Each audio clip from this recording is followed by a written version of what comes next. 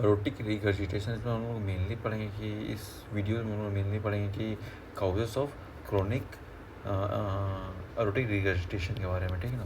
तो erotic regurgitation होता क्या है? एरोटिक रिगर्जिटेशन एक ऐसा कंडीशन है जिसमें एरोटिक वल्व जो होता है वो प्रॉपरली क्लोज नहीं होता है, ठीक ना। इसके कारण क्या होता है कि जो ब्लड जो होता है अरोटा से लेफ्ट वेंट्रिकल में फ्लो कर जाता है, ठीक ना, बैक फ्लो कर जाता है। इसी को हम लोग बोलते हैं एरोटिक रिगर्जिटेशन।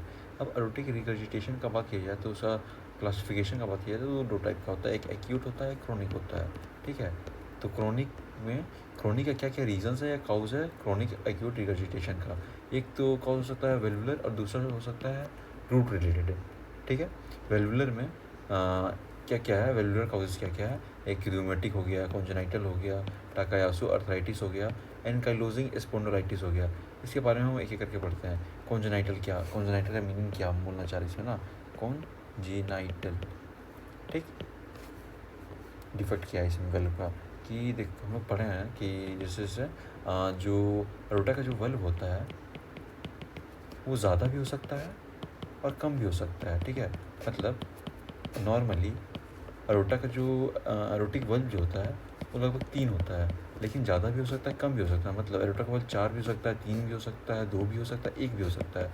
जैसे जैसे अरोटा का जो एरोटिक वल्व जो होता है वो कम होता है, वैसे वैसे एरोटिक स्टेनोसिस का चांसेस बढ़ जाता है और एरोटिक रिगर्जिटेशन का चांसेस घट जाता है। लेकिन वाइस वर्सा ना है, तो अगर यही केस उल्टा करें, अगर नंबर ऑफ वल्व्स ज़्यादा है, ठीक ना, तो एरोटिक स्टेनोसिस चांसेस घट जाएगा और रिगर्जिटेशन का चांसेस वो बढ़ जाएगा। ओके, मतलब अगर वल्व अगर ज़्यादा प्रेजेंट है तो क्या होगा कि ये एरोटिक रिगर्जिटेशन होगा।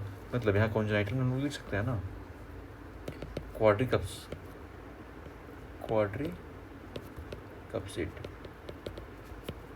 valve can cause aortic regurgitation, ठीक है। दूसरा टाकायासु आर्थराइटिस। आर्थराइटिस क्या होता है ये बताता हूँ मुझे, ठीक है। टाकायासु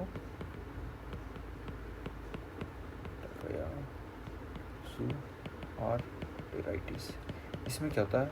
टाकायासु आर्थराइटिस क्या है कि ये जो है ना टाकायासु आर्थराइटिस में क्या होता है, जो लार्ज वेसल्स होते हैं, ब्लड वेसल्स, उसमें इन्फ्लामेशन हो जाते हैं। इसी को बोला जाता है टाकायासु आर्थराइटिस।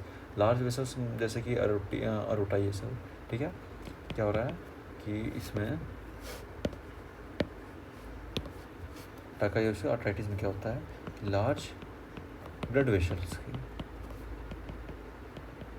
क्या होता है, इन्फ्लामेशन हो जाता है, जैसे कि अरोटा, ठीक। अरोटा का इन्फ्लामेशन हो गया, ठीक है ना। अरोटा का इन्फ्लामेशन होगा तो अरोटा में एक पार्ट होता है जिसका अरोटा स्टार्ट होता है अरोटिक रूट से, ओके। अरोटिक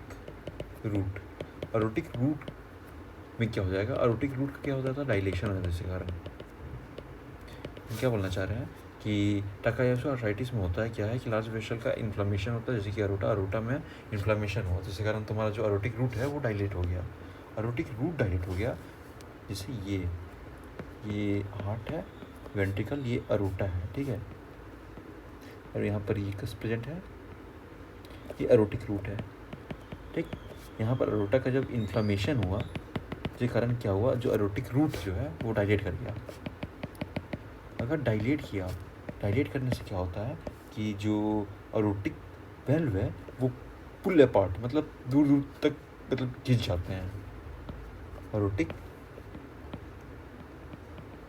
वेल्व पुल्ड अपार्ट, जिसके कारण क्या होता है, जो वेल्व जो है वो क्लोज नहीं होते properly. Valve does not closed properly, इसके कारण क्या होता है, एरोटिक रिगर्जिटेशन। समझा क्या होना चाह रहा हूँ? देखिए, टाकायासु आर्थराइटिस क्या होता है, लार्ज ब्लड वेसल का इन्फ्लामेशन होता है, जैसे कि अरोटा का अगर इन्फ्लामेशन हो रहा है जिसके कारण क्या होता है, एरोटिक रूट का डायलेशन हो जाता है।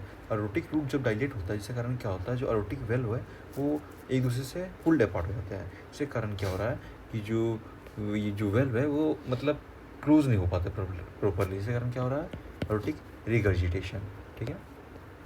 टाकायासो आर्थराइटिस कंप्लीटेड। एनकाइलोजिंग स्पेंडोलाइटिस, इसमें क्या होता है?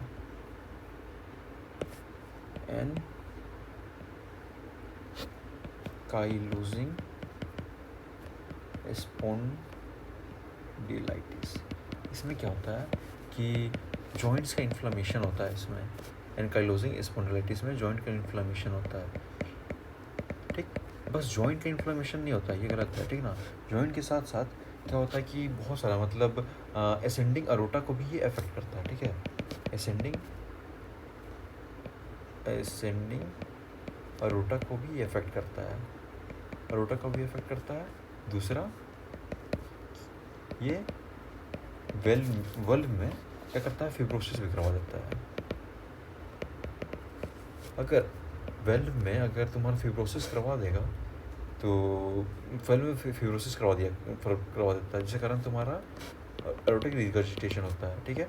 और साथ साथ जॉइंट का असेंडिंग अरोटा का भी ये इफेक्ट करता है, जिसके कारण क्या हो रहा है कि असेंडिंग अरोटा का जब इफेक्ट करता है साथ, जिसके कारण तुम्हारा क्या होता है, अरे यार, असेंडिंग अरोटा का भी ये इफेक्ट करता है, जिसके कारण क्या हो रहा है कि अरोटिक रूट फिर से ये डायलेट कर जाता है। अगर फिर से ये डायलेट करेगा तो फिर से ये क्या होगा? फिर से डायलेट करेगा, जिसके कारण तुम्हारा एरोटिक वेल्व जो है वो तुम्हारा पुल्ड अपार्ट हो गया, जिसके कारण तुम्हारा वेल्व जो है फिर से क्लोज नहीं होगा, जिसके कारण फिर से एरोटिक रिगर्जिटेशन होता है एनकाइलोजिंग स्पॉन्डिलाइटिस में, ठीक है। ये पढ़ा दिया मैंने। उसके बाद रूट, ये तुम्हारा जितना भी काउस पढ़े हम लोग क्या था, वेल्वुलर रिलेटेड। अब रूट रिलेटेड बात करते हैं, ठीक ना। सबसे पहला सिफिलिस। सिफिलिस में क्या होता है ये बताता हूँ, ठीक ना। सिफिलिस देखो, मैं करता हूँ सिफिलिस, ठीक। सिफिलिस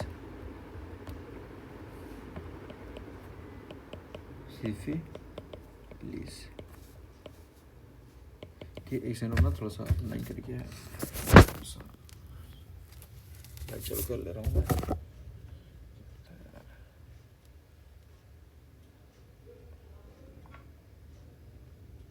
एक सेकंड बस।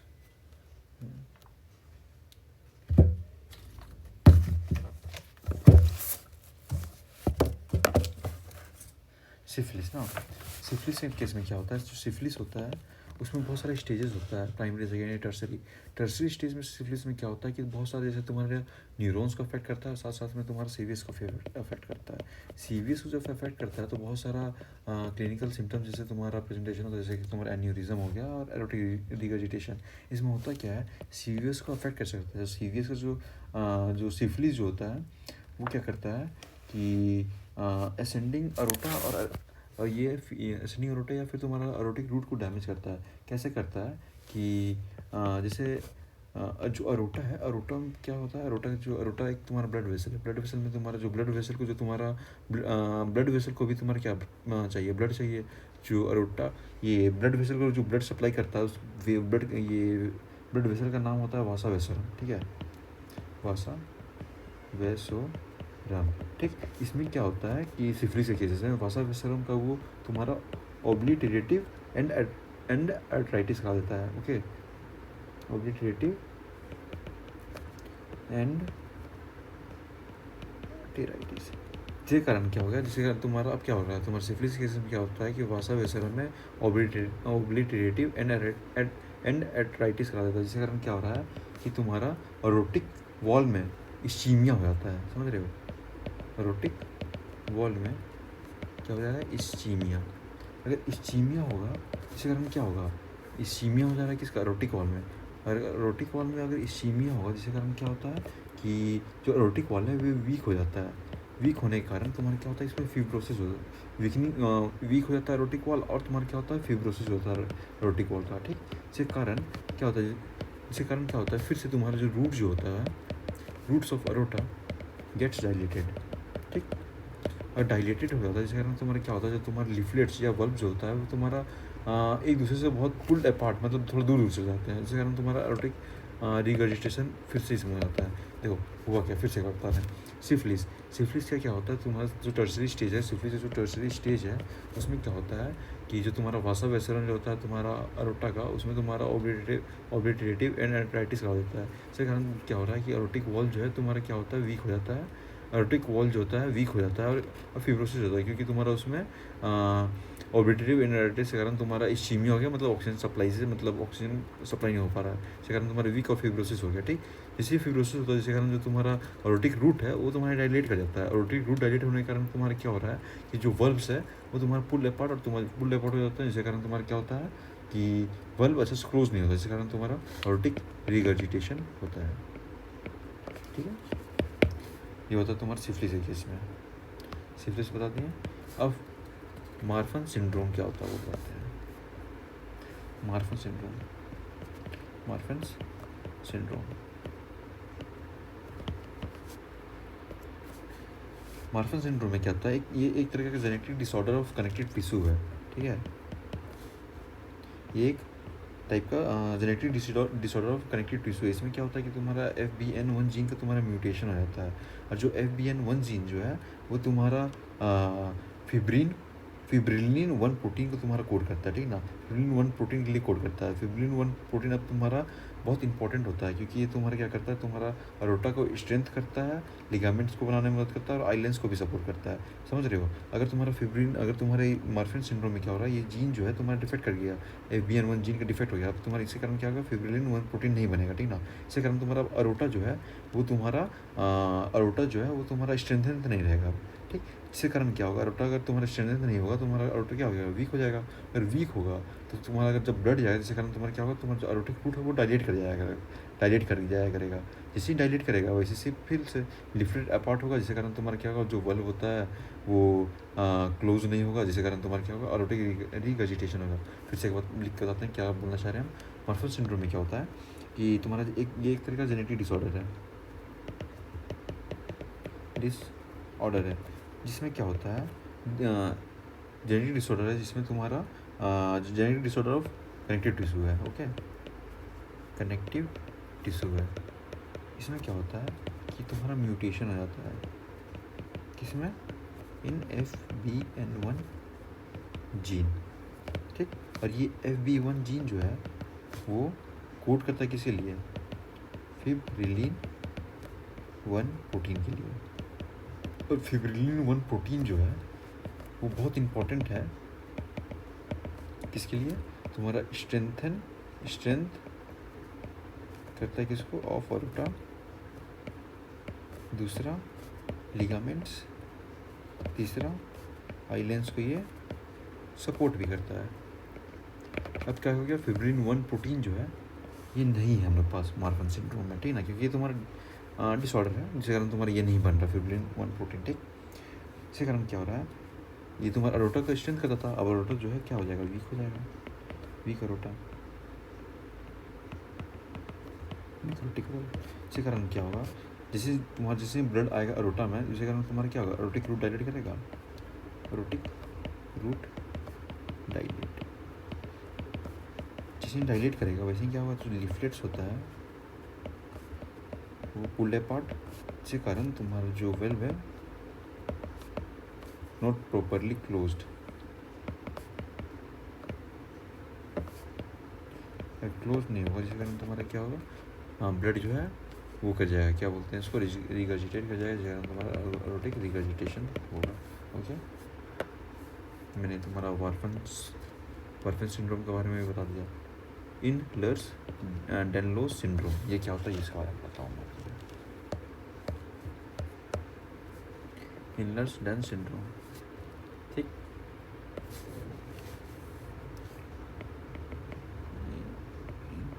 लर्स डेनलोस सिंड्रोम,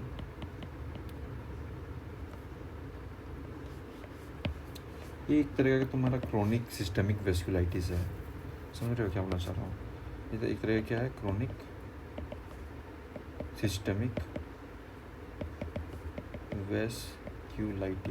वेस्कुलाइटिस मतलब समझ रहे हो ना, तुम्हारा ब्लड वेसल का इन्फ्लामेशन हो जाता है, ब्लड वेसल का तुम्हारा क्या हो जाएगा, इन्फ्लामेशन। अगर इन्फ्लामेशन होगा तो सिंपल सा बात है, अगर ब्लड वेसल का इन्फ्लामेशन होगा मतलब तुम्हारा रोटिक आर्टरी का इन्फ्लामेशन होगा, अरोटा का इन्फ्लामेशन होगा, जिसके कारण तुम्हारा क्या होगा, जो रूट ऑफ अरोटा है वो फिर से डायलेट करेगा, जिसके कारण तुम्हारा क्या हो जाएगा, तुम्हारा जो वेल्व है वो पुल अपार्ट हो, जिसके कारण तुम्हारा क्लोज ठीक से नहीं होगा, जिसके कारण तुम्हारा रोटिक रिगर्जिटेशन होगा। वही होता है तुम्हारा इचलर डेंस सिंड्रोम। इसमें क्या होता है कि तुम्हारा क्रोनिक सिस्टमिक वेस्कुलाइटिस है। बस इतना ही जानना है इसमें, ठीक। अब तुम्हारे र्यूमेटोलॉजिकल कंडीशंस क्या क्या है तुम्हारे रूट रिलेटेड, इसके बारे में बात करते हैं। पहला बात फिर से टाकायासु आर्थराइटिस, जो यहाँ पर बात की थी सेम वही चीज़ है, ठीक। ठीक है, टाकायासु क्या होता है? टाकायासु तुम्हारा लार्ज ब्लड वेसल, फिर से एक बार बता देते हैं। जो लार्ज ब्लड वेसल होता है उसका इन्फ्लामेशन होता है, जिसके कारण तुम्हारे क्या हो रहा है, जो अरोटिक वॉल जो है, अरोटिक वॉल का तुम्हारा इन्फ्लामेशन हो, जिसके कारण तुम्हारा अरोटिक रूट जो है तुम्हारा डायलेट कर गया। जिसके कारण तुम्हारा जो वल्वल में क्या प्रेजेंट होता है, तुम्हारा होता है प्रेजेंट फाइब्रस एनुलस जो है तुम्हारा इनलार्ज कर जाता है। और फाइब्रस एनुलस अगर इनलार्ज कर जाएगा, जिसके कारण तुम्हारा क्या होगा, वल्व जो है तुम्हारा एक दूसरे से तुम्हारा दूर हो जाएगा, जिसके कारण तुम्हारा क्या होगा, वल्व जो है तुम्हारा क्लोज नहीं होगा। और क्लोज नहीं होगा जिसके कारण तुम्हारा क्या होगा, back flow of the blood हो जाता है, ठीक ना। जिसके कारण तुम्हारा क्या होता है, AR, दैट इज रोटिक रिगर्जिटेशन, ठीक। ये तो हम लोग बात कर चुके थे। दूसरा चीज़ बेनकेट डिजीज़। बेनकेट डिजीज़ में क्या होता है कि बेनकेट डिजीज़ जो होता है वो तुम्हारा क्या एक तरीके का अरे यार गलत हो गया।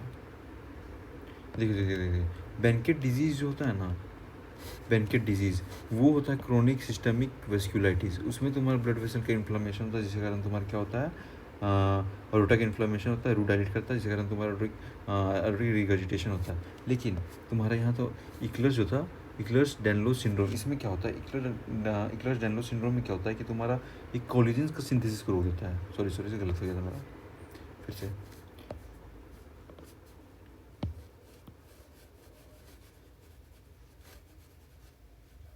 सॉरी गलत हो गया था। इक्लर्स डैनलोस सिंड्रोम में क्या होता है कि इसमें तुम्हारा क्या होता है कि तुम्हारा एक डिफेक्ट है तुम्हारा कोलेजन सिंथेसिस का।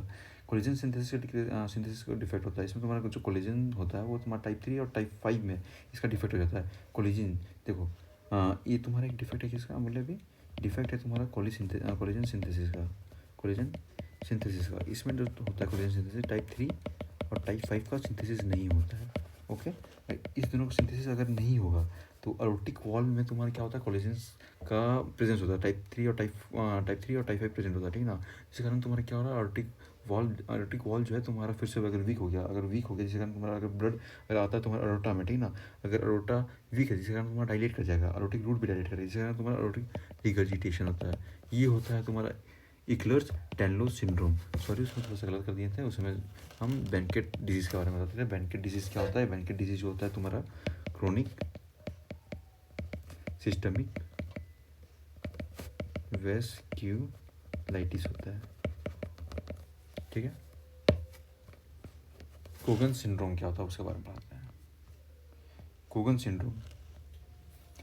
सिंड्रोम जो है, पहले सुन लो, अच्छा बता देते हैं पहले। कोगन सिंड्रोम जो है तुम्हारा एक टाइप का ऑटोइम्यून डिसऑर्डर होता है। उसमें क्या होता है कि तुम्हारा ईयर को एक इफेक्ट करता है, आँख को इफेक्ट करता है और तुम्हारा हार्ट को इफेक्ट करता है। ईयर को अगर इफेक्ट करेगा मतलब ईयर का इन्फ्लेमेशन करवा देता है, ईयर में भी किसका, वेस्टिबुलाइटिस करवा देता है, समझा ना। इसके कारण तुम्हारा हियरिंग लॉस हो जाता है, ठीक। साथ साथ में तुम्हारा अगर ये क्या करता है, अरोटा में भी तुम्हारा क्या करता है, अरोटा में भी अरोटाइटिस करवा देता है। अरोटाइटिस मतलब उसमें अरोटा का इन्फ्लामेशन करवा देता है, जिसके कारण फिर से सेम वही होगा कि तुम्हारा इन्फ्लामेशन हुआ, जिसके कारण तुम्हारा वल्व ठीक से क्लोज नहीं हो पा रहा, जिसके कारण तुम्हारा अरोटिक रिगर्जिटेशन होगा, ठीक है।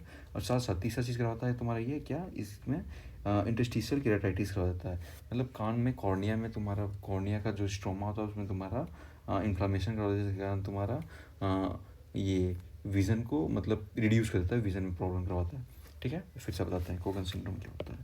कोगन सिंड्रोम जो है, कोगन सिंड्रोम में क्या होता है कि एक पहला हार्ट का इफेक्ट करता है, हार्ट का अफेक्ट करता है, इसमें अरोटाइटिस, अरोटा का इन्फ्लेमेशन का होता है। दूसरा इंटरस्टिशियल केराटाइटिस। तीसरा क्या करता है, वेस्टिबुलोलाइटिस। ईयर में क्या होगा, तो वेस्टिबुलर नर्व होता है, उसमें तुम्हारा इन्फ्लेमेशन करवा देता है, जिसके कारण तुम्हारा हियरिंग लॉस भी हो सकता है, इसमें हियरिंग लॉस, ठीक। अरोटा का इन्फ्लामेशन करवा देना, जिसके कारण तुम्हारा क्या होगा, फिर से एरोटिक रिगर्जिटेशन। इंटरस्टिशियल केराटाइटिस क्या होता है, देखो इसके बारे में बताते हैं।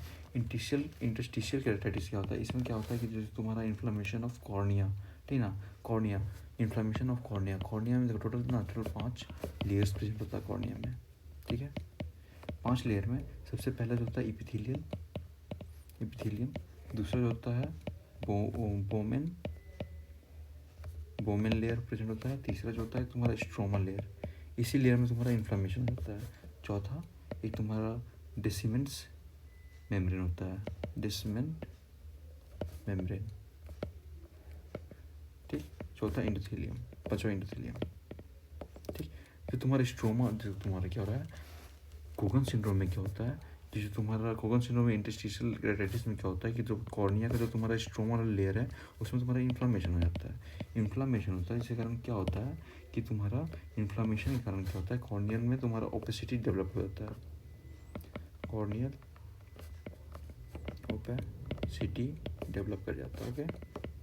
जैसे ये डेवलप होता है वैसे ही तुम्हारा क्या होगा, विज़न जो होता है वो कम हो जाता है, reduce in the vision, okay. ये भी पढ़ लेंगे, ठीक है। Kogan syndrome, IgG4 related disease में कुछ नहीं है, ये भी सेम चीज़ है, लार्ज वेसल का तुम्हारा वेस्कुलाइटिस करवा देता है, लार्ज वेसल वेस्क्यूलाइटिस। खत्म, इस वीडियो में इतना ही, अगला वीडियो में हम लोग पढ़ते हैं आगे।